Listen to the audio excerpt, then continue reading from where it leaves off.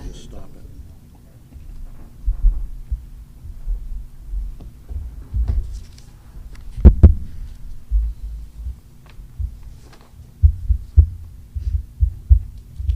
Screen.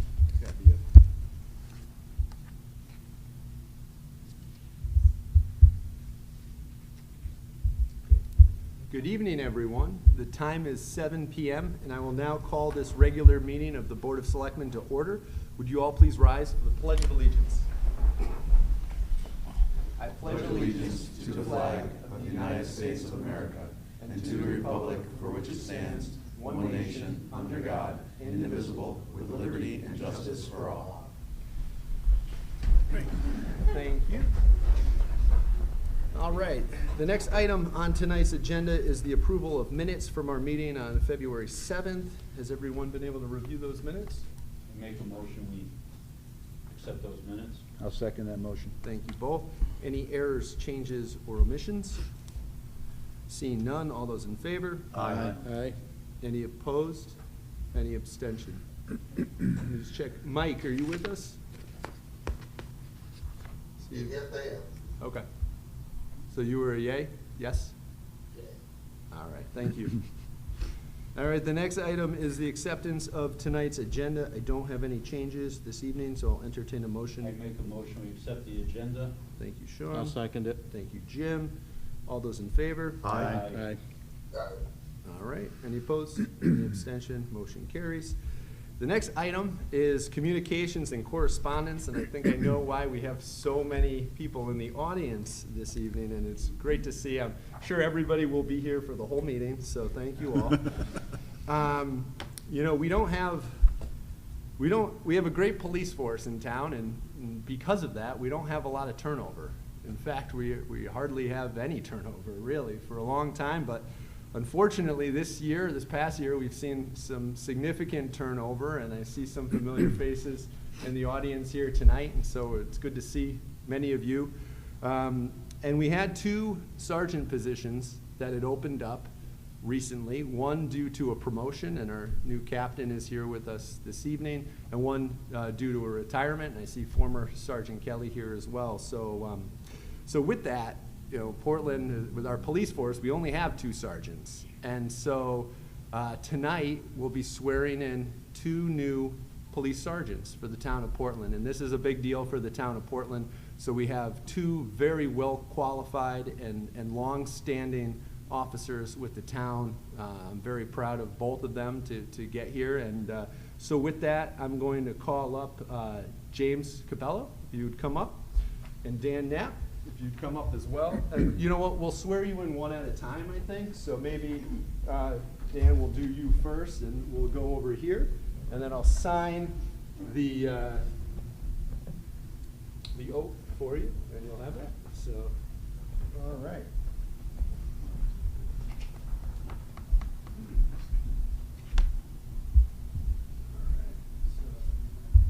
Why don't you stand over here so you're going to look out so everybody can see.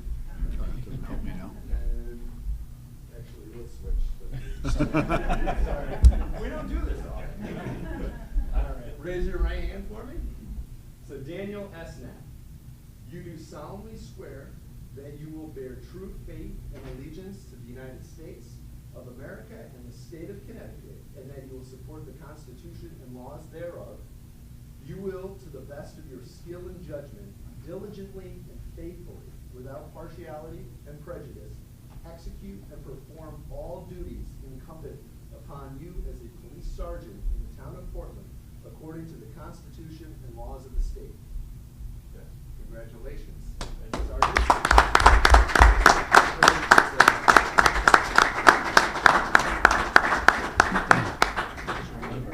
Now you have seniority because you were sworn in first. That's right. There you go. Let's get a picture real quick. Thank you. All right. Thank you. All right. There it is. Jim, come on up. Got it all sorted out now, Jim. Now we know where you're standing. So. All right. James, raise your right hand. James P. Capello, you do solemnly swear that you will bear true faith and allegiance to the United States of America and the state of Connecticut, and that you will support the Constitution and laws thereof. You will, to the best of your skill and judgment, diligently and faithfully, without partiality or prejudice, execute and perform all duties incumbent upon you as a police sergeant in the town of Portland, according to the Constitution and laws of this state. Yes, I will. Congratulations.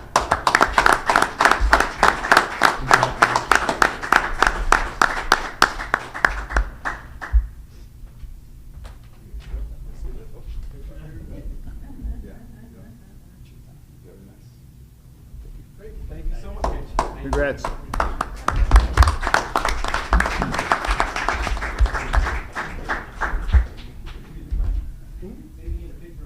Yeah, why don't we, yeah, do you want to, why don't you come up too? Yeah. Perfect, sorry. Do you want to get a picture to the website? Yeah.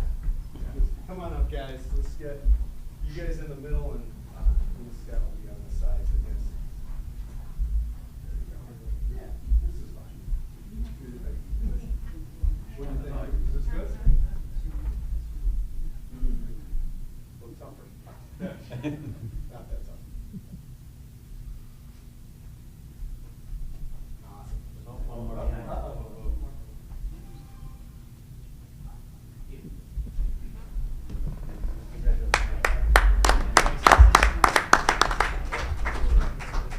Congratulations, guys. Yeah, congrats. You can leave one at a time. Just to go across the fire hazard. Nice. You're the tallest one there. Oh, that's awesome. Good. Did you send me that? Yeah, I'll send them all to Could you. you send that on WhatsApp? Yes. Is that the one? Yeah, higher front, absolutely. Thank you, guys. Good to see you. Thanks for showing up. We're just gonna give it a moment for those online there's a few people leaving now. You want a fire truck? Only if you're gonna gift it to me. Okay. You're on the.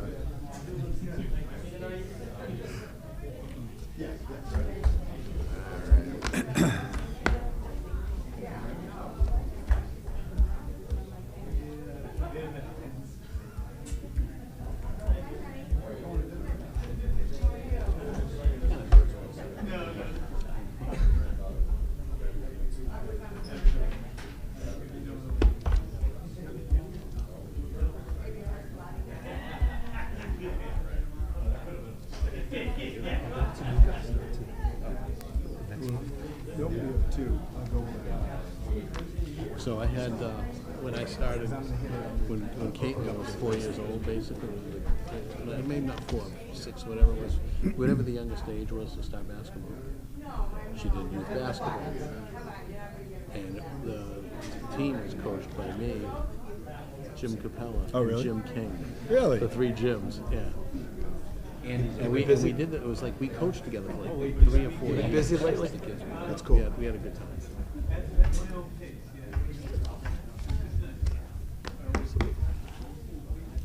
feel like we're deboarding a plane. Andy, are you all still retired now? Are you all retired? Like, do you recommend it?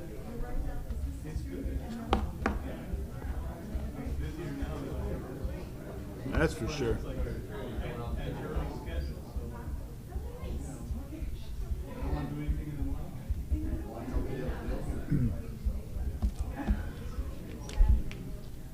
They're all heading to the luggage. Yeah. All those rows 31 and higher can board. Finally get a turnout, and everybody leaves.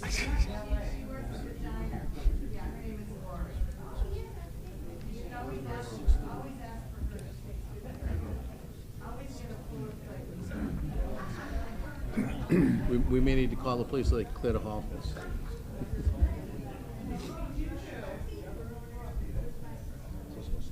Yes.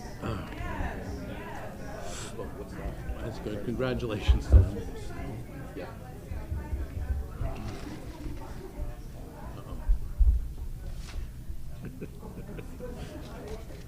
There's always one. Take your time. Thank you.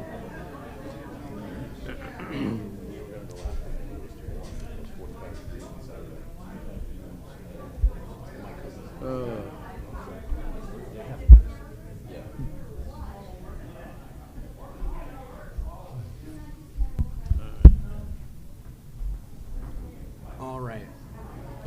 Think we're good? I think we're good. I think we're good. All right. So, time is 7:10. Now, I do have a couple other items under communication and correspondence. No, please leave it open. Thank you. Just tell everybody in the hallway to keep it down, all right? So, I have some good news that I wanted to share with you all. We received a grant just this past week for, and actually our police are leaving, but it is a federal highway safety grant, and it's for speed enforcement. And so this is nice. We received $8,424.48, and what this will allow us to do, it's going to allow us to purchase 2 additional radar speed signs that will be going on rural roads in town. This was a rural road safety grant that we applied for, and the 2 roads are going to be Cox Road will be receiving one of these signs, and so will Thompson Hill Road. So they've been proven to slow traffic. We see it on Main Street, we see it on High Street and Bartlett Street. The signs do work. I mean, they're not a a foolproof item, but when we can get a grant to purchase these, it's a good thing for Are everyone. these the permanent ones or the movable ones? These are permanent ones. And what's nice about this grant is that it also came with a police enforcement aspect as well. So not only are we purchasing 2 of these signs, but the grant also covers officers to do speed enforcement checks on the rural roads as well. And we have, I believe, 8 different checks set up for the months of April and May on our rural roads because of this grant. So it's funded through, the police budget is going to be funded through that grant. So it's a good win for the town, I think. So I wanted to share that with you. More to come on when those speed checks will be and all that, and when we can get the signs up. But we did get approved for that grant, so that's pretty nice. All right, actually, that's it for communications and correspondence. Now, I think I'll hit everything else later in our status and committee reports. So with that, we'll move on to public comment. Is there anyone in the audience that wishes to comment? I don't see anyone. I believe we do have someone online. And who's that?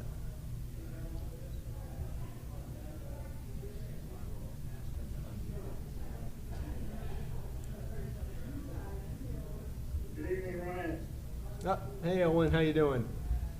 I'm well, thank you. I wish to comment. Sure, name and address, please. Owen Giles, Middletown Road, Portland. And it's a perfect follow-up to what you just announced. I live on a rural road that is affected by high-speed traffic. And we'd love to see some attention to Penfield Hill and Middletown Road, both of which are cut-throughs for rush hour traffic. I hope you'll bear that in mind when further action is taken in the same regard. I plan to speak tonight, though, to something that I've spoken to you all about previously, and that is the importance of paying attention to the Rivercog-funded Route 66 corridor study and its findings and recommendations. To my knowledge, at this time, there's still no public access on the town's website to that study and its findings. I understand that you can access that by going to Rivercog's website, but I think it's very important that the town residents in Portland have the opportunity to access and review those findings and recommendations, particularly as we approach the need for renewing our plan of conservation and development that's coming up shortly. And I make note also that tonight we're going to be considering a grant to fund downtown and quarry master plan And if we're talking about any kind of master plan that affects downtown, certainly traffic management would be part of that. And the River Cog study would be critical to that going forward with any real merit. So I'm hoping that you as the board will pay close attention to the need to have that very important study and its recommendations made available to the public on our website. Thank you. Thank you, Elwin. And honestly, I'll have to double check. I did think that there was a link to that study, but if there's not one, we can put that link on there. That should not be hard to do. And I'm kind of surprised that we didn't have that up already, to be honest. But I do want to touch on one of the things that you said on that rural speed enforcement grant. Just so you know, there was a list of eligible roads in the town of Portland, and Penfield Hill and Middle Haddam Road were both not on the list of rural roads. It was kind of weird because Fox Run Road was listed, and that's a dead end, very short road. So I don't know what it was a state grant. I don't know what they used to determine what a rural road was compared to a non-rural road, but we had to pick the roads that best matched this, and so they were Thompson Hill and Cox Road were two roads that were eligible for grant funding, and that's why they were selected. I would have liked to do Penfield Hill, for instance, and Middle Haddam. Both of those certainly, in my opinion, could use those signs as well. So there's a reason why we funded those two streets. All right, any other public comment? Okay. We'll move on then to old business. It is our second meeting of the month, and with that is our monthly update from the Committee on Solidarity. I know they have been busy. I see Liz Habino on. Liz, are you giving us an update tonight? Hi, yes, I can give an update. Hi, Liz. Yes, so, and I can start my video if you want. It's not letting me right now. It's up to you. It is. Okay, no, I'm good. So, thank you so much. We had our Solidarity Committee, our monthly meeting last night. We had to postpone it a week due to the snowstorm. And so normally we meet the second Tuesday. Just a reminder to everyone that, of course, the public is welcome to attend our meetings. We've been meeting at 7 p.m. usually on the second Tuesday of the month at the Senior Center and on Zoom meeting as well. And so just some updates from our meeting are that we have had a couple of donations come in. So we did have a donation of $200 has come in, and that was specifically for the purpose of the Pride event that we have coming up. So that'll be on April 20th, and it was a donation from family friends of one of our members, and the event on April 20th will start advertising that very shortly. We just confirmed with the organization that will be coming to Portland Library. Portland Library is our co-sponsor for that. And the group that's coming to speak is called Stonewall Speakers. They are an organization in Connecticut that does different speaking engagements and advocacy. And so we'll have a panel of folks. We don't know the exact people yet that'll be speaking on the panel, but we will have information, more information closer to the event. So we'll probably be able to share bios of the speakers when we get closer to the event.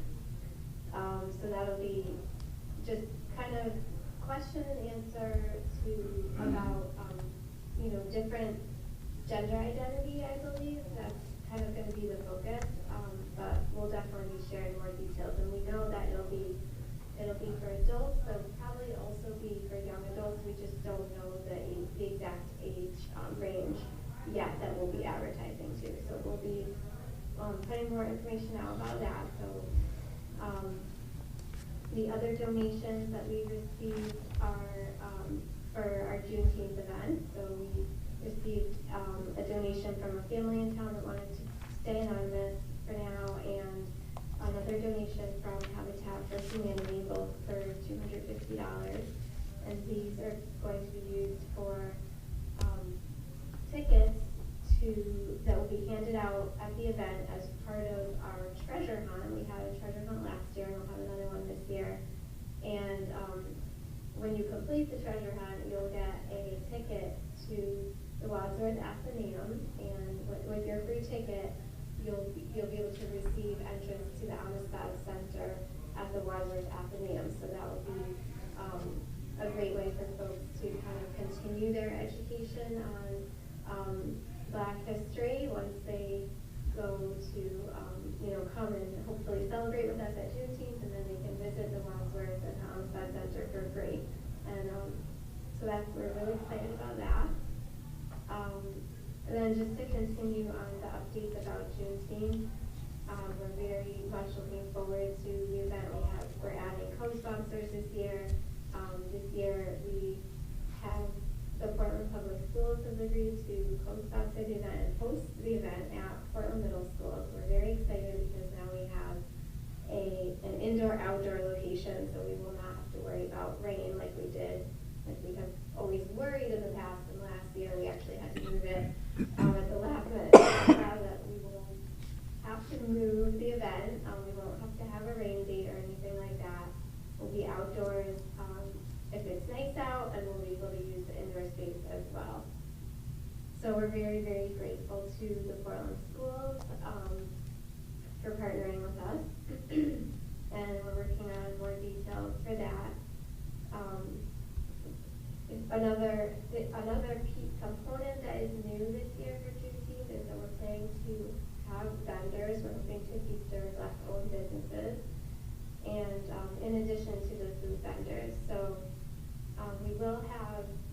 we are asking vendors to pay a small fee of, I believe, will be $25 to the committee, since we can now take donations into our fund. So they'll be making a donation that will go towards Juneteenth and future Juneteenth events. And in addition, we had another idea come up recently to sell advertise. So we wanted to have a program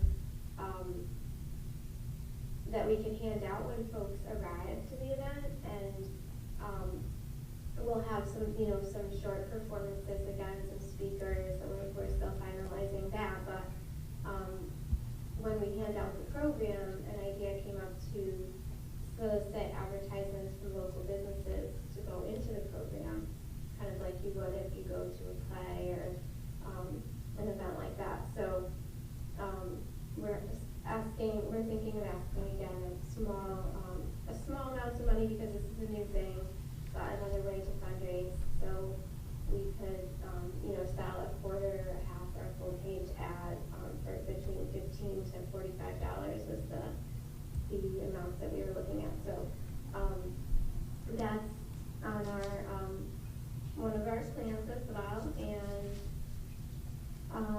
let's see. Yeah, we'll definitely keep updating as we go on Juneteenth, but a lot of great things in the works. And let's see. So this the other upcoming event that we have that we really want to promote, we've been promoting.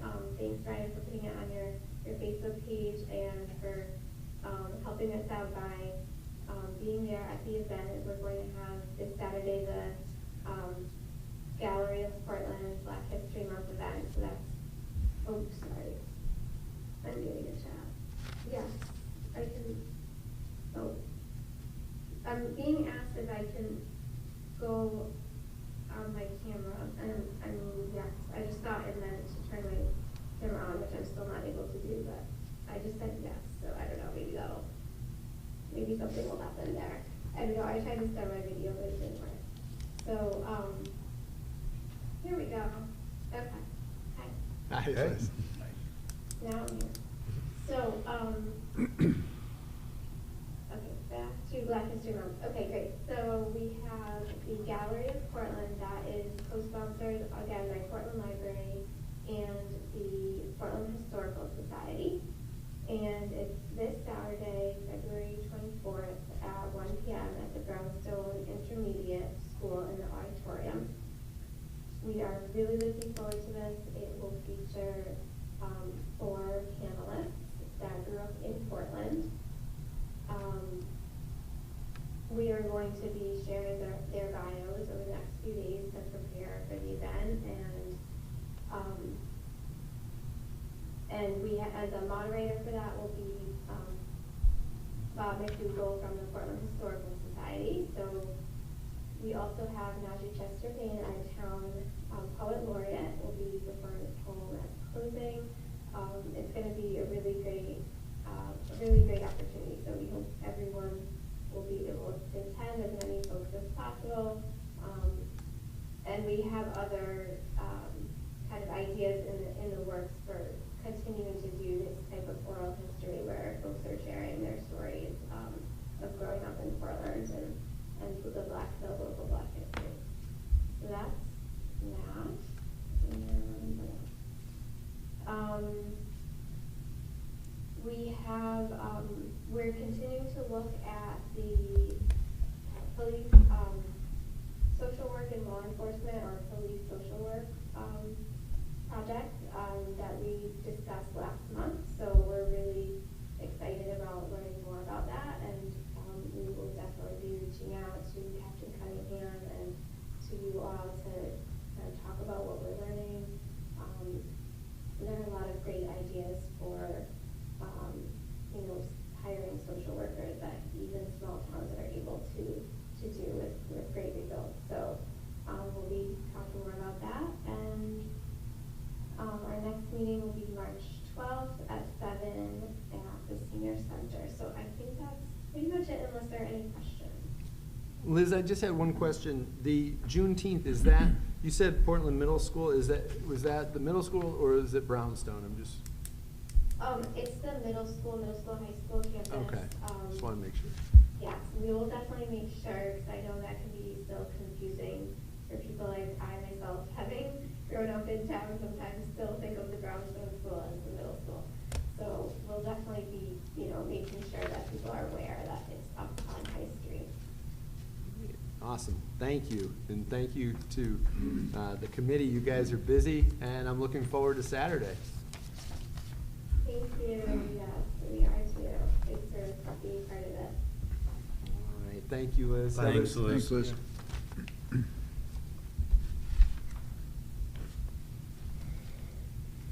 All right, great. Next up, under old business, is an update on EV charging stations with our chair of our Clean Energy Task Force. Andy Bauer is here with us this evening. So I'd like to invite Andy up to give us an update on where we are at. He looks all charged up. Yeah.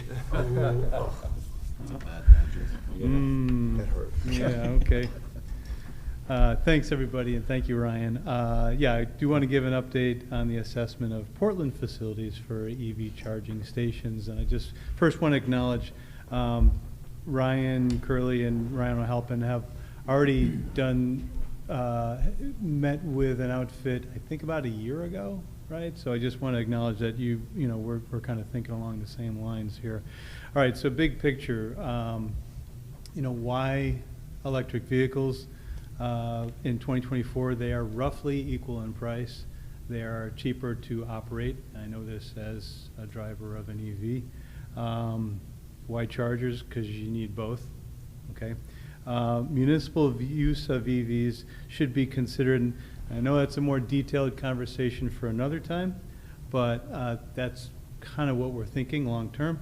Also, it's appropriate to consider that should Portland install publicly available chargers, then Portland becomes that much more of a destination for people who have EVs, because you can find all the chargers on your cell phone now. So if you're traveling up, I don't know, from the beach and you live in Springfield and you need a charge and you say EV, Portland's got EV chargers and I'm going to go eat at the, this restaurant in Portland, then, you're all set. So, we have partnered with Earthlight Technologies. Earthlight is a solar EV charger and battery backup vendor, and they are on the state-approved vendors list. So far, oh, and Stefan Hartman is the rep. Some of you may remember Stefan. He was a very valuable rep, solar rep, when we did our second Solarize campaign. He knows a lot. He's very straightforward. It's good to work with. So Stefan has already met with me, Ryan O'Halpin, and kind of summarized the process, which I'm about to express to you.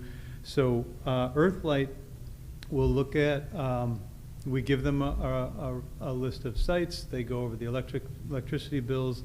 That's already been done. Stefan, Ryan O'Halpin, and I visited the library, senior center, this building, the lot behind Malili's, Firehouse 1, and the parking lot at the end of Middlesex Ave. And just to try to get the lay of the land. I do want to give a shout out to Rob Puida and Irvin, who happened along as we were checking out the service panel by the arch, and they were they know their stuff, and they were a big help. So I just want to give them a shout out. So all this is at no cost to the town. It operates similar to our agreement with Rob Klee and Alan Sabins for the landfill solar. Okay, so all this has been at no cost. I actually, Stefan's going to come and review Ryan Curley, and I'm assuming Ryan O'Halpin, since you guys are sort of like the top dogs in that area.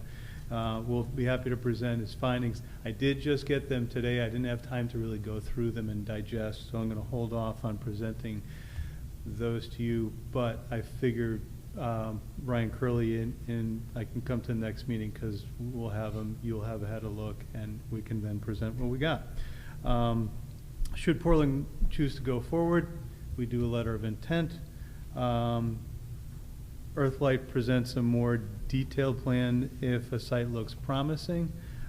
There could potentially be a cost at that point if more complicated design work is necessary. I just wanted to give you that heads up, but generally there's not. Okay, so if Portland decides to go forward, we go forward. If we say no, we say no. Okay, a couple of things that you may already be aware of, but I'll just mention them for the record. An EV charging station is basically a charger. It's a transformer. It's got a plug. You plug in, and the cord is 20 to 25 feet. The charger can connect to the internet for payment, and also to verify whether it's available or not, which is a pretty handy feature. More on the connectivity in a moment, how it relates to Portland. There's 3 types of EV chargers. Level 1 just operates in a normal 120 amp circuit. Many of these, we have them outside our houses on the outside, so we just plug in whatever. That's how I charge my EV overnight. It works fine. Level 2 is what we're going to be talking about. That is a 240 line, and it can charge between, depending upon the charge unit in the car, around 20-25 miles of range for every hour. Okay, level 3 is, which is not part of this discussion, but just for information, those are the ones that are going in under the Inflation Reduction Act in the highways, and those are 480 kilowatt lines, and those will charge your car up in about 30 minutes. So they're really fast. But those we would be looking at level 2s. There are installation costs, of course. They can vary substantially from site to site. It includes the unit, the labor, and any trenching. Obviously, the farther away you are from a service panel, the more it's going to cost, and the closer, the cheaper. Chargers are usually 2 cables per pole, so you can do 2 cars with 1 pole. If you have more chargers on a site, your unit cost goes down, just because most of the bulk work is done. Very roughly, for a 2-pole installation, it can be between $40,000 and $50,000. Again, could be a little bit more, could be a little bit less. And for a 4-pole or 4-charger 2-pole installation, that could be between $60,000 and $70,000. Now, the good news is that there are incentives, $20,000 per site. And that is doubled for an environmental justice block group area, which in Portland, that's from the bridge to the northwest side of Main Street all the way to Strong's Ave. So that would include an installation at Malilli's, an installation at Firehouse 1, and an installation at the end of Middlesex Ave, which is that parking lot right above Brownstone Park. So that's 40 grand right there off of those areas. And that, again, that's per site, so if chose to go forward all 3, you know, that's 40 grand each one.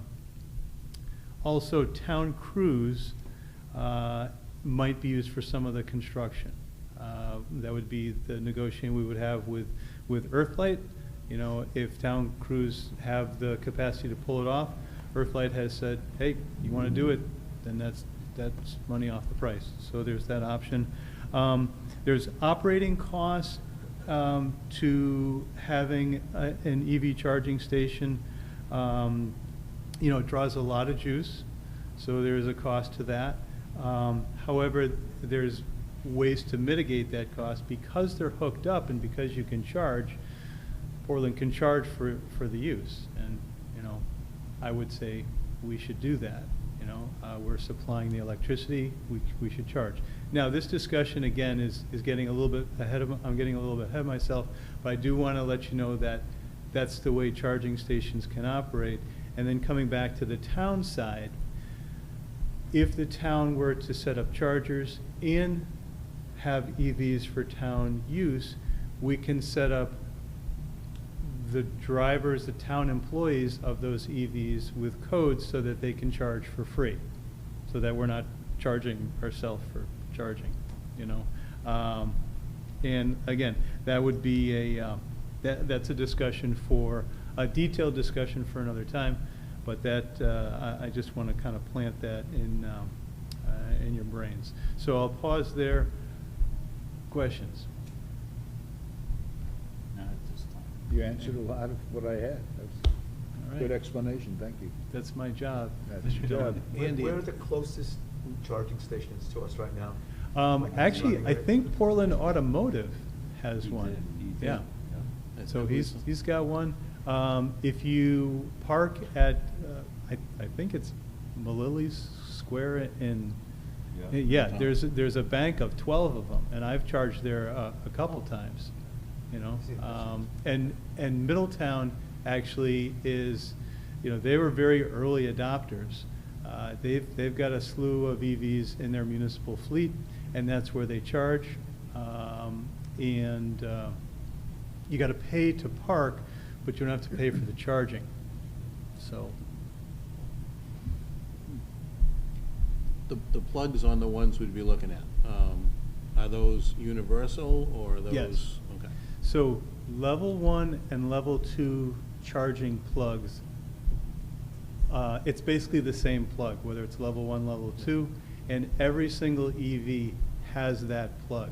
It's where you, when you get into level 3, where there was a little bit of, there was, not a little bit, there was a difference between plugs. Fortunately, as an EV enthusiast, the various companies have gotten together, and I believe starting this model year, they're all the same. They standardized them. Right, they're all the same. So Wasn't Tesla the outlier? They wanted to have their own. Tesla, I have to say, Tesla, you know, their cars are really good.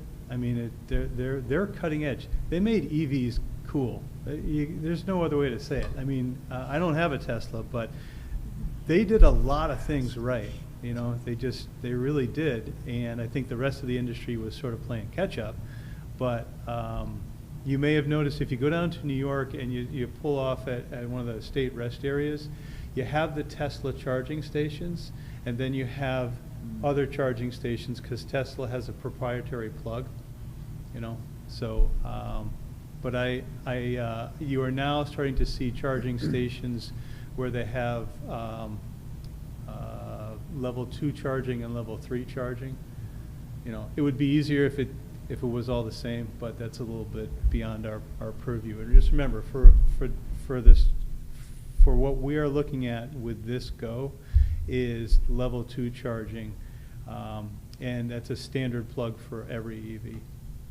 And that would, I know that when because I'm reading about, you know, you and I have talked EVs for a while.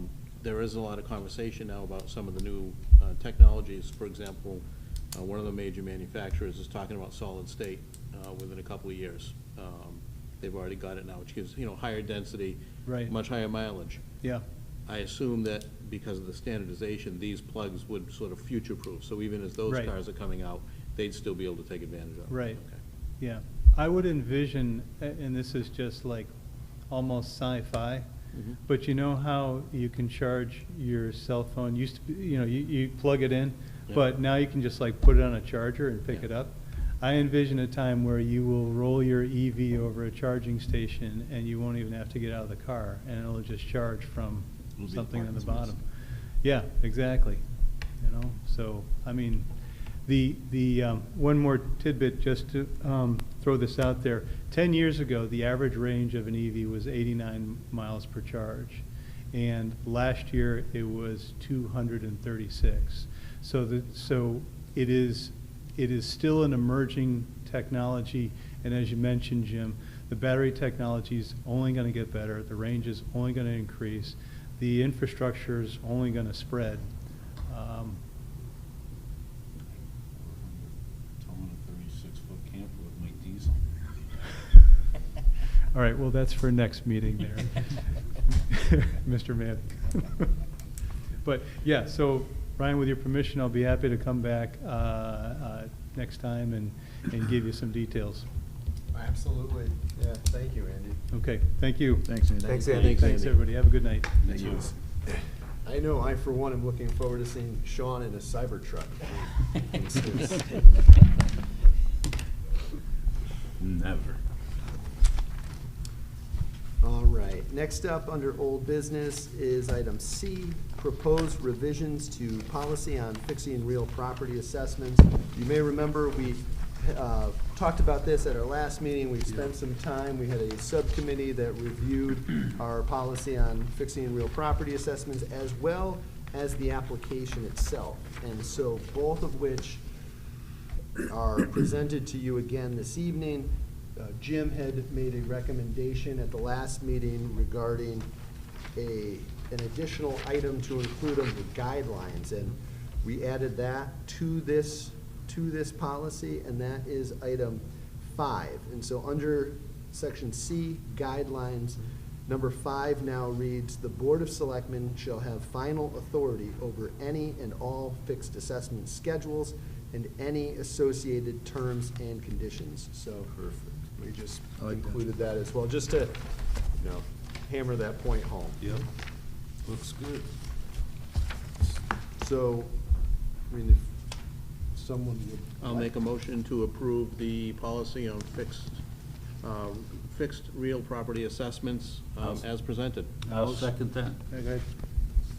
All right, any further discussion? Nope. All those in favor? Aye. Thank you all. Any opposed? Any abstention? Motion carries. Would someone also like to make a motion to approve the the application itself? Sure. I think that's important. I'll make that motion. And I'll second that. Okay, thank you. Any discussion? Mm. Seeing none, all those in favor? Aye. Any opposed? Any abstention? Motion carries unanimously. So thank you all for your work on this. Thank you to the subcommittee on this. I think this really kind of buttons up our fixed assessment policy, and that's a good thing. And thanks to the assessor who helped out quite a bit with Yes, that. thank you to Rich Lasky and also Carrie Olson, Yes. our town attorney, for that. All right, next up under old business is appointments, reappointments, boards and commissions. We have none. Anything? Nothing. No, okay. So we'll move on to new business. So in your packets, we have a certified resolution. It's your green form this evening. And so one of the things that I've been working on at Town Hall with our land use office, with our town planner, Dan Beret, and also with the help of UConn. We've gotten some assistance from some students. We're working on what's called a BAR grant application. It's a Brownfield Area Remediation Grant, and it's a planning grant, as Elwin alluded to in public comment. This grant will, if approved, we're asking for $200,000 for developing a master plan for specifically the Brownstone Avenue area, downtown.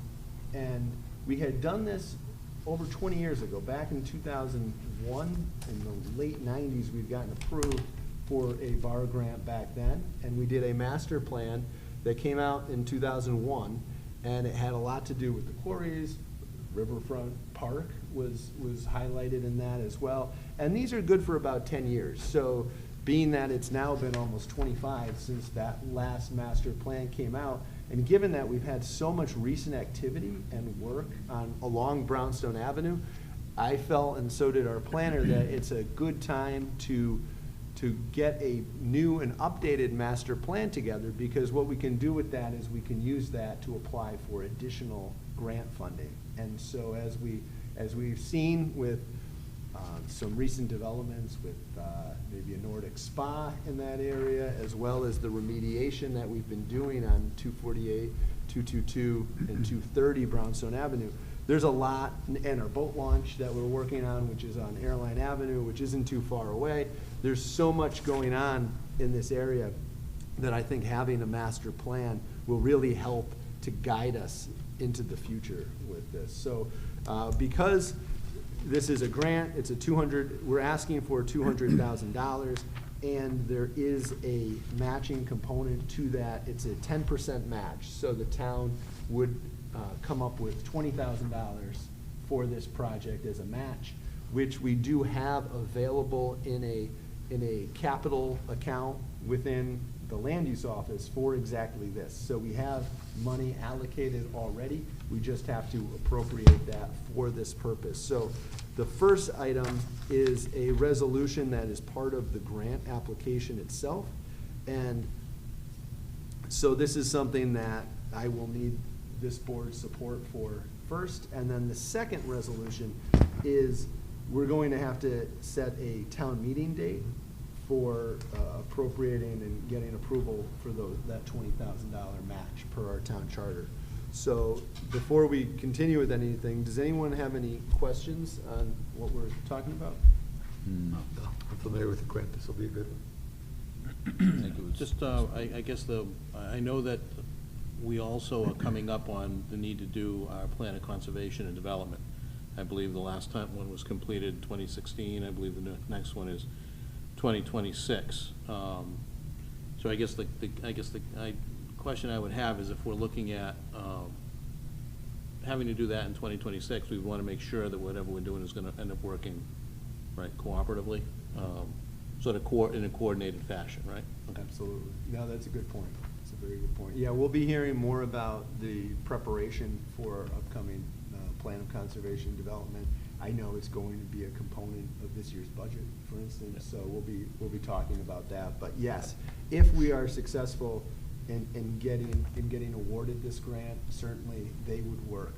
A consultant, whoever we end up, hiring to help us with this master plan, would be working with whatever company we end up using in developing our POCD. So, yeah, good point. What do we need now, Ryan? So, I just, and if you'd like to read the resolution on the green sheet, starting with whereas, Yep. you're more than welcome to. All right. And just, I would like to add, this needs to be filled in. So under number 2, the filing of an application for state financial assistance by the town of Portland in any amount not to exceed, and then we'll say 200,000. That should say 200,000. Where it says funding amount, Yep. that's the Okay. dollar amount. Department of Economic and Community Development, State of Connecticut, and Equal Opportunity Employer certified resolution of the governing body. Whereas pursuant to CGS Section 32-763, the Connecticut Department of Economic and Community Development is authorized to extend financial assistance for projects, and whereas it is desirable and in the public interest that the town of Portland make an application to the state for $200,000 in order to undertake the Portland Downtown and Quarries Master Plan 2 and to execute an assistance agreement. Now, therefore, be it resolved by the Board of Selectmen that, one, it is cognizant, sorry guys, of the conditions and prerequisites for the state financial assistance imposed by CGS Section 32-763.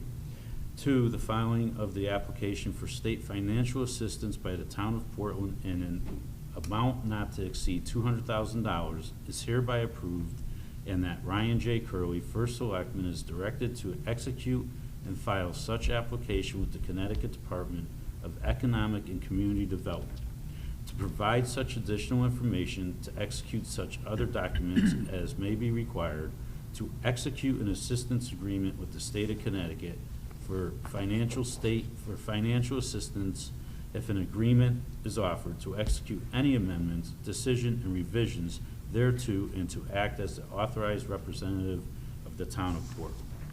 Thank you, Sean. Is there a second? I'll second that. Thank you, John. Any further discussion on this? All I would recommend is, since we're voting on the document, I would ask that we fix the typo on item 2 there, from filling to filing. Well, that's, yes, Yeah. yeah, as amended. Right. Sir. Yep. All right, thank you. So I'll call for the question. All those in favor? Aye. Aye. Any opposed? Any abstention? Motion carries. So I'll read the resolution. We're not going to act on it now because next up I'll entertain a motion to set that special town meeting date for next Wednesday. And that will be Wednesday, 28th. February 28th. And I'm checking with Michelle. I can't remember what time we submitted to the paper. I believe, I want to say 7 o'clock, but I'm going to read this resolution while I wait for Michelle to text me back. So this is Resolution, Board of Selectmen, Town of Portland, Connecticut, February 21st, 2024, DECD Grant, Portland Downtown and Quarries Master Plan 2. Whereas the Connecticut Department of Economic and Community Development, or DECD, offers grants and financial assistance to municipalities for projects, and whereas in order to undertake the project, Portland Downtown and Quarries Master Plan 2, the town of Portland will apply for a grant and financial assistance in the amount of $200,000. And whereas the town needs to provide a local match of 10% amounting to approximately $20,000, which was previously set aside in Fund 8 under Building and Planning Department's Project Match Grant Leverage Funds, account 081410008920. And whereas Project Match Grant Leverage Funds line item has at least $20,000 for the required match. And whereas, in accordance with the Portland Town Charter, Chapter 5, Section 503G, this action requires approval at a special town meeting, of which will be scheduled for February 28th, 2024. Now therefore be it resolved, the Board of Selectmen hereby finds that entering into an assistance agreement with the Connecticut Department of Economic and Community Development and providing the required match as imposed by Connecticut General Statute, Section 32-763, and be it further resolved that Ryan J. Curley, First Selectman, is authorized to execute and file such application with the Connecticut Department of Economic and Community Development to provide such additional information, to execute such other documents as may be required, to execute an assistance agreement with the state of Connecticut for state financial assistance if such an agreement is offered, to execute any amendments, decision, and revisions thereto, and to act as the authorized representative of the town of Portland. So that is the resolution. So Michelle just told me that we did not set a time, so we're going to put it in the Middletown Press, which is why we don't have a time yet. So what time would you like for a special town meeting on Wednesday, February 28th? I won't be here. Yeah, that's, I know that I have a challenge on that date, as well. But you can't call in for a town meeting, right? No, No, you but gotta you be here to don't, vote. you don't have to, the selectmen don't have to be here. It's not a board item. It's only a special town meeting, so it's open to the public. I mean, we need a moderator, we need people from the Yeah, public, I'll and we be- need our town clerk. So Okay. we don't, Available. so you can take the night off if you. Well, I'll be in DC. I could Yeah. call in, but for this, it doesn't matter. No, no. I'll be So here. I'm available. So Okay. maybe 6:45 for the town meeting, 7 o'clock for the vote. Yeah, I mean, it's up to you guys. Are you gonna be here, Mike, or no? 7 o'clock next Wednesday? It could be, I mean, we could do 6 o'clock if you wanted, 6:30, 7. 6:30 or between 6:30 and 7 Yeah, is best, okay. right? Good. What do you think? I don't have a calendar, but go ahead. 6:45? 6:40? Okay. I was gonna say, I might be able to do a 7, but that will probably be the. But you know what, set it whatever, and I'll try to adjust to whatever it is. Okay. I know I have a previous commitment that night, and I'm not sure how it'll work, so I don't wanna screw it up. We'll do 7, how's that then? 7 Sound o'clock. good? Does someone wanna make a motion then to set that? I'll make a motion to set our special town meeting for Wednesday, February 28th at 7 o'clock. And I'll second it. Thank you both. All those in favor? Aye. Any opposed? Any abstention? Motion carries unanimously. So thank you all. Hopefully we get this grant. It's due on March 1st, which is also our budget due date, so we got plenty of work to do. All right, let's move on. Is this my agenda? Yeah, that's yours. All right, we don't actually have any refunds of excess payments tonight, so we can move on to status and committee reports. I do have some updates this evening. I'll go through them. I touched on the Federal Highway Safety Grant. Also, yesterday, I want to talk about, I took a trip to DOT yesterday, along with Johanna Bond, the president of Middlesex Chamber, Ben Florsheim, Mayor of Middletown, David Cox, town manager of East Hampton, and Anthony Salvatore, town manager of Cromwell. And we met with the commissioner of DOT and the deputy commissioner to talk about the Route 9 light redesign that's going on right now. And we had reached out to the commissioner in regards to some concerns that we have, and I mentioned that at a previous meeting here regarding the removal of lights on Route 9. And it's not the removal, you know, we're all for removing those lights and increasing safety, but what it's doing is they're proposing, DOT's current proposal has traffic being rerouted to River Road in Middletown, which would then either be funneled to DeKoven Drive or Main Street Middletown for those people who are traveling on Route 9 North and trying to get into Portland and trying to get over the Aragoni Bridge.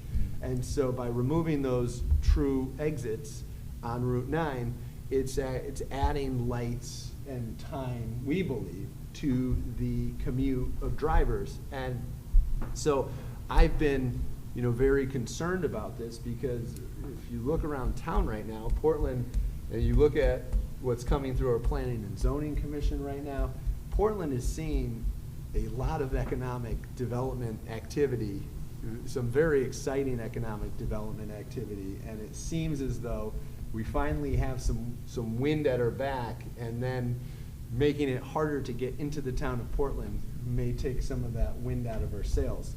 So that's one of my concerns, is making sure that we are able to get access to Portland, and our visitors and our residents are able to access Portland.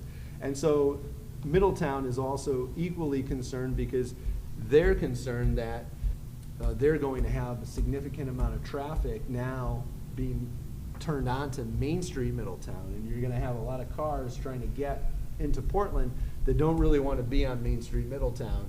And you couple that with maybe tractor trailers that could be on Main Street Middletown, safety with pedestrians, also emergency vehicles. You have a police station on Main Street, you have a fire department on Main Street, and ambulances that have to get to the Aragoni Bridge into Portland. And so there's certainly some safety concerns that we felt we wanted to make sure that DOT was addressing. And Cromwell is also concerned because they believe that drivers may decide to skip all of the Middletown exits and then go up to the first Cromwell exit and then turn around. And that could cause problems for Cromwell. And then and East Hampton is concerned as well because they use the Aragoni Bridge. They're kind of split 50-50 between using the Aragoni Bridge and then the Swing Bridge in Haddam. So those are, it seems, and then the Middlesex Chamber is concerned about the businesses on Main Street as well. And so these are, so you have a lot of community, stakeholders here, and we all have concerns. So we did meet, and I want to thank the commissioner for meeting with us yesterday. And we expressed our concerns, in that meeting. And shortly after that meeting, we had a presentation where the DOT presented us with the results of the traffic study that they've done. And so they do have figures, and meaning DOT is pointing to 2045. They have projections 20 years out, basically, that show that in 20 years, their proposal will save time for commuters in 20 years. But one of the things that I asked for in the meeting that I have not seen yet would be, how would this affect cars in 2025? I want to know how it's going to impact, our residents today. And so that was something that I requested in that meeting. I was told that they would email me that, but they didn't have that. They just had 2045 numbers.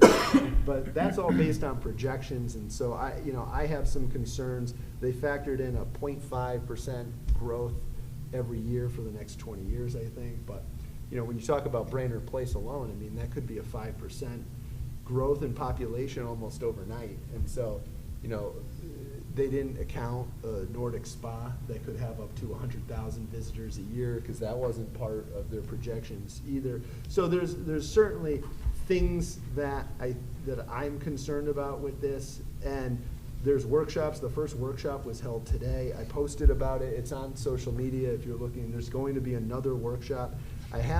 This is what's being passed out at those workshops. So I have this from yesterday. And,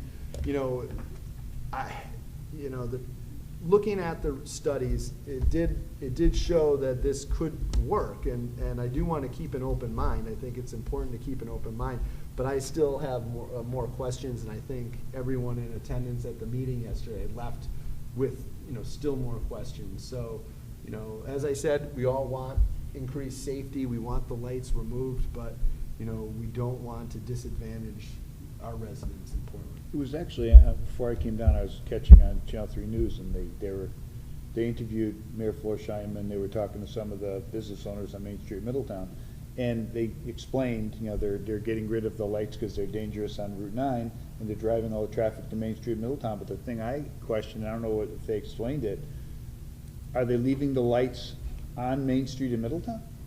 Because if they're driving the traffic onto Main Street, but the lights are still there, the volume of traffic is going to back up considerably. And I don't think you could take the street lights, the stop lights off of Main Street, Middletown with Washington Street intersection. So I think that the state has to take over the lights on Main Street, Middletown. I believe that might be part of the proposal to do that. It's, according, from what the meeting had yesterday, they seem to think that most cars will be taking Tacobin Drive up to Rapallo Avenue.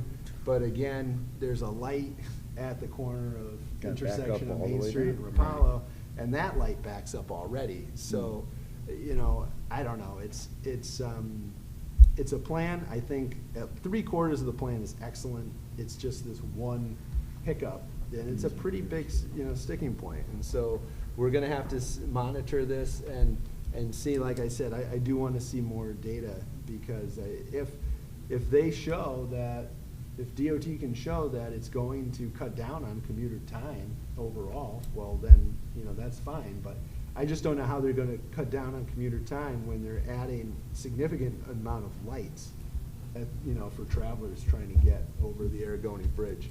So, stay tuned on this, and thanks for getting together with our neighboring municipalities on this. I think that's important. Yeah, I want to give a shout out to Johanna Bond with the Chamber, who's, she's been pretty integral in putting this all together, and so has Mayor Florsheim as well. So, we'll continue to work on this. Is the proposal that they gave you, or the readout they gave you, something that could be relatively easily scanned and sent out to us? Yeah, I think I could scan this and send this out. And you're welcome, I can pass this around if you'd like to look at it now. Yeah, I too. think that'd definitely be Yeah, something that's why I to brought chew it. into, because I assume we're gonna get questions about it. It'd be Absolutely. good to know a little bit about it. Ryan, didn't you send us their master plan before? I did send out the master plan, but what they gave out yesterday is the results of their projections on travel times. Again, their travel times in 2045, so they're all projections, but. That's 'cause When they- they're hoping most people work from home?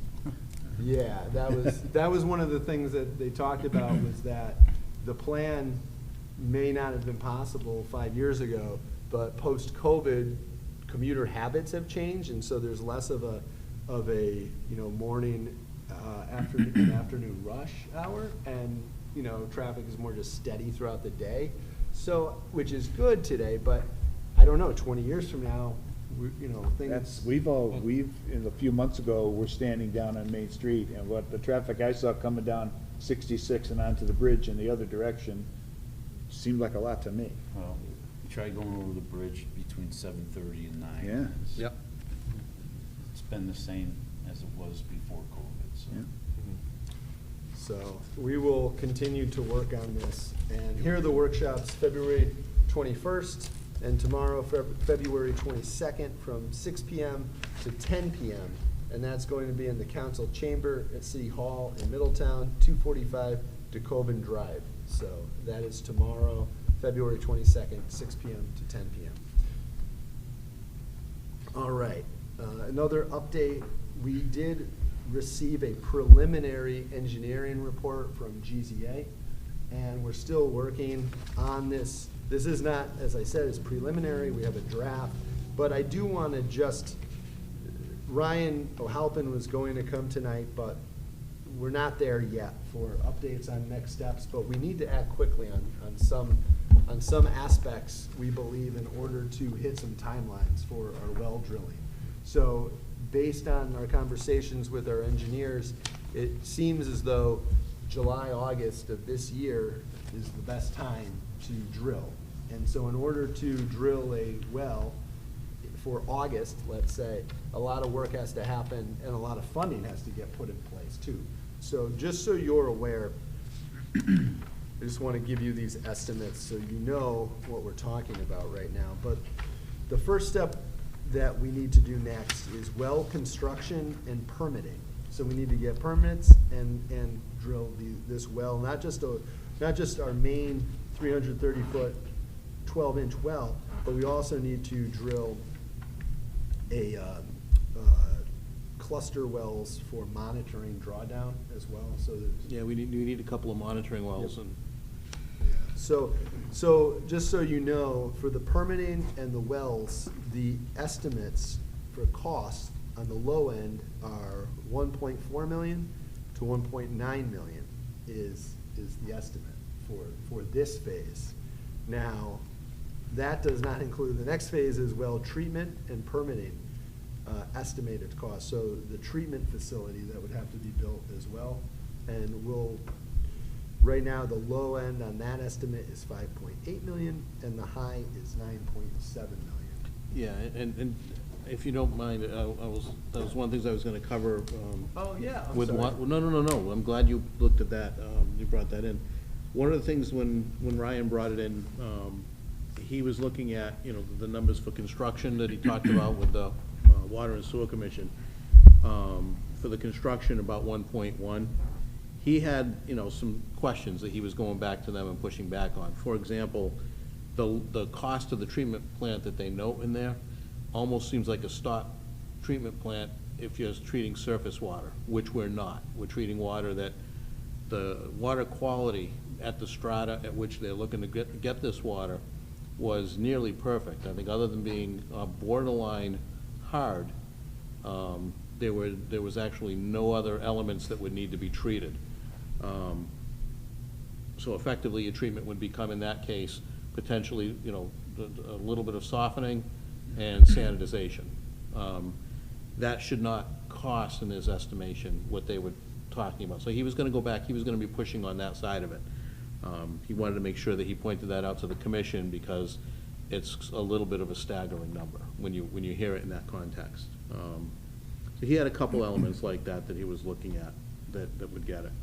But bottom line is, you're absolutely correct, we need to get started in terms of the timeline and looking at, you know, because when you look at any of these projections, when you look at what our potential savings are over the next 30 years by doing this, but, you know, it's going to be a good direction to move in. Yeah, thank you, Jim. So we're working on funding, you know, we're looking for outside sources for funding currently, and we're going to explore all avenues that are available to us. So we're working on that, and as soon as I get more information, I'll share it with you. But I believe Ryan will come in an upcoming meeting and update you on what we're doing, because there's some work that we can do very soon, we believe. So let me see, a couple other things. Oh, Ryan, you know what, another good number that's actually good to know is that we're talking about was a 12-inch well, 1,000 gallons per minute. You know, so it's definitely gonna, you know, meet water needs. We're talking 1 to 2 million gallons a day, which will more than supply the entire town. Yeah. And ideally, we would like to be able to sell to maybe a neighboring town at some point down the road. That's step number 74. We need to get through 1 to 10 first. Exactly. A couple other things you may have seen, I'm trying to promote this as much as I can, the MCRC, Middlesex County Revitalization Commission grants. These are small business award grants for businesses in Middlesex County, and any business in Portland is certainly eligible to apply for these grants of up to $25,000, and $200,000 will be awarded to businesses that apply. So $200,000 in grants this year. This is the second year of the program, and then it'll run, it's a 5-year program, so $200,000 a year for 5 years. So the commission has $1 million to give away in grants to small businesses in Middlesex County. So I encourage Portland businesses to look into this. Please apply. mxcrc.org is the website. So please, I intend to take a tour of, I picked up, I think I had, what did I have for lunch today? I went to Hunan Wok on Main Street, and I said, I should have brought this, you know. So whenever I go to a restaurant or wherever, I'm going to be bringing these to pass out, because I want Portland businesses to apply. I want our businesses to be successful and get these grants. So please spread the word on that. The Land and Building Usage Assessment Committee, that's our fancy name for the what do we do if Brownstone and Gildersleeve close, what would we do with those buildings and properties. The first meeting of that committee is scheduled for this coming Tuesday, February 27th at 6:30 p.m. right here in the Buck Foreman room. And all are welcome to attend that. It's open to the public. We have a great group of people on that commission, looking forward to seeing what they come up with and seeing their recommendations. And then it is budget season. I mentioned this. My budget is due to you all and the town on March 1st. So Tom and I will be hard at work for the next, 10 days or so, 9 days or so. We got a lot of work to do. We've already been working on this for a while, but I just want to let you all know that, you know, March is our busy month. You know, we start budget deliberations, and that's a lot, you know, to do there. We had 2 police sergeants sworn in today. I did on Monday, or Tuesday, yesterday morning, right? Was it yesterday morning, Bobby? Yeah. I swore in our newest police officer, Officer William, or Bill Madano. Bill is a former Middletown police officer that has just retired with the city of Middletown, and he accepted a position with the town of Portland. So I'd like to welcome Bill. So now in the past 2 weeks, we have hired, I've sworn in 2 new police officers and 2 new sergeants. So congratulations and welcome to Bill. I'd also like to give a little shout out right now to our own Peter Lipka, who is here today with us, doing our IT work, making sure that everyone on Zoom and on YouTube can hear us. Peter, this afternoon, accepted the position of Technology Director for the town of Portland. So Peter is the new Dave. The new Dave. Oh, And that's so nice. he doesn't pressure. jingle yet when he walks. He doesn't have all the keys yet, but I'm sure that at some point the keys will catch up to him. Okay, this is year 1 of 50, I was right? gonna say, 49 years to go. Congratulations. Congratulations. Good job. All right, that's it. That's all my updates, so thank you. You guys have, turn it around. Who's got updates? Nothing tonight? Nothing. I have a couple quick ones, just out of, Parks and Rec, relatively, quick meeting. Probably just the biggest item, just as a reminder to everybody, 3:23 and 11 a.m. Is going to be their Easter egg hunt, and Sunday 3/24 at 1 p.m. is the rain date. They put it a little bit later so if families are attending services. So, and then the water and sewer, I won't go over the GZA stuff that we already discussed, but a couple items of note. The diversion permit, which is, out of sequence with the actual MDC contract, just in the way that happened. That was a 25-year agreement. That had to be renewed. That was renewed as of January, so we're in good shape that way. We're envisioning that there's going to be obviously a continued relationship with MDC as at least at a minimum a tertiary connection in the event that we had any kind of servicing or whatever. There would hopefully still be some interconnection going forward. And the SCADA systems, which they're looking to have installed at Bartlett Street, the well pump station, High Street tanks, etc. That looks like that is moving along, and I think that they're looking at March or April, plus or minus, to get that in place. Russell Ave, I believe, is going to be starting at the end of March, so that's good news for all the residents that have been waiting for that project to come to fruition. Let's see. The only, no, I think probably that's about it. The only other item that was of note is there was a discussion, because we've been talking about with meters and the technology and some of the challenges we have, because our meters, multiple technologies or multiple generations of technologies. And right now, when we buy a meter, we spend about $300 to buy that meter, and then we still have to install it. One of the things they've been looking at, and at the current rate that we're installing or replacing our meters, I want to say they were talking about it would take, enough years where by the time we finished installing them, we would have to start over again, right? So if we were ever to do it in a more bulk format, they were looking at the fact that they could get it done. It would actually be cheaper per meter to have them done by a company. So as we're looking at different funding sources and things overall for the system, it is something at least for us to have, in our minds. And I think it was, for example, $290 was the pricing that they got, that they were looking at if we were to install, to buy the meter, if we bought them in bulk, and have it installed by a third party. So it ends up, like I said, it's a cost-effective way to get our technology updated. That's it. Thank you, Jim. You're Yeah, welcome. and myself and Bobby attended the Long Range Capital Commission meeting last night, and, Public Works was discussing that exact topic, so. Yeah. um, Yeah, there's been a lot of challenges, and I think one of the things is, there's a lot of things that could ultimately give us if we've got meters that can be read, automatically. And also some benefits to the property owners. Thank you, Jim. Any other status and committee reports? All right. We'll move on to public comment. Is there anyone in the audience? Is there anyone online? Seeing none, We'll move on to Board of Selectmen general informal discussion. Does anyone have any? Yeah, I have a couple small things. Sure. Now that we swore in 2 new police officers, is there a way we might be able to get them in just to introduce themselves to us so we know? Yeah, absolutely. I think that's a great idea. Yes.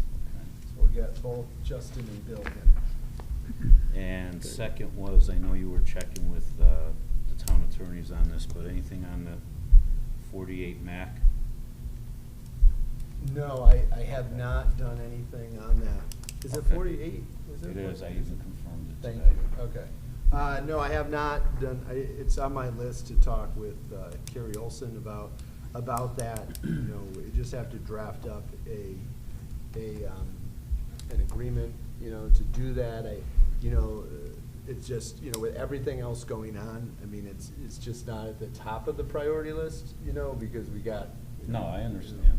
So, between the budget and everything else, and having to buy that fire engine and all that, but I talked to our police or fire chief today, and I said I haven't forgotten about this, you know, so we'll get to it at some point.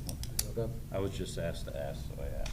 Yep. No, and don't. I promise I have not forgotten, and we're gonna get there. Okay, thank you. That's it. That's it. Yeah, Okay. painless.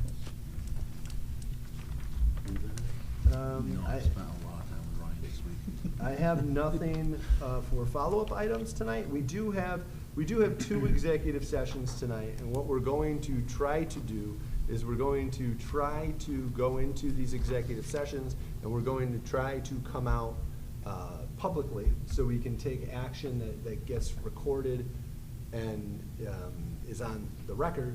And then, but we have 2 executive sessions. We have, hopefully, we'll be able to, you think we'll be able to do this, Peter? Okay.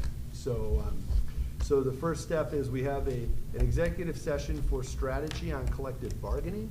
And with that, I would like someone to make a motion to enter executive session and to invite our attorney, Joseph McQuaid, who is here with us this evening. And then I don't foresee this being terribly long, so we'll come out of executive session. Sharon, do you mind hanging out for a little bit? And then we're paying you, I guess, right? So we'll come out, we'll take a vote, and then we'll go back into executive session after, and then we'll come out of that. So, so let's see. Yep. Yeah. Ready for a motion? Ready. I make a motion, we enter executive session for strategy on collective bargaining, inviting Joseph McQuaid, our town attorney? I'll second it. Labor attorney, I'm sorry. All right. All those in favor? Aye. All right, great. The time is 8:23, and we'll now enter executive session.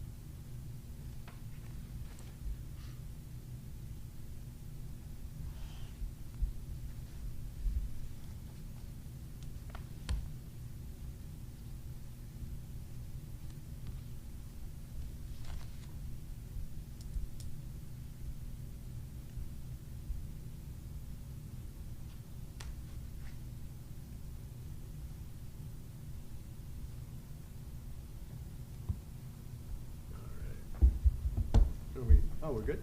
Mhm. All right, great.